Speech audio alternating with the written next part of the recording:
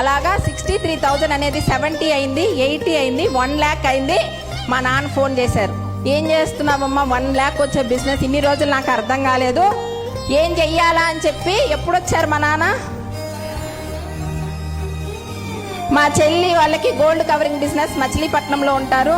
చాలా మంది సర్కిల్ ఉంటుంది కదా అని స్టార్టింగ్ పీరియడ్లో వెళ్ళి కూర్చొని అడిగేదాన్ని, ఎవరైనా ఉంటే చూపించమంటే నాకు ఎక్కడ ఎవ్వరు తెలియదక్క, అయినా ఇవన్నీ తీసుకొని నువ్వు ఇక్కడైతే వద్దు, ఆయన అరుస్తారు అని చెప్పిన వాళ్ళు ఫోన్ చేసి గోల్డ్ కవరింగ్ బిజినెస్ ఏమైంది, ఆ టైంలో ఏమైంది, ఫోన్ చేసి ఏందక్క ఈ బిజినెస్ నేనేం చేయాలా అని అడిగారు.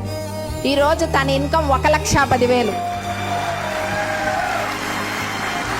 సపోర్ట్ లేకుండా కొంత దూరం నడిచా, సపోర్ట్ వస్తే ఎలా ఉంటుంది, స్ట్రాంగ్ అయింది. ఫ్రెండ్స్ రావడం స్టార్ట్ అయ్యారు.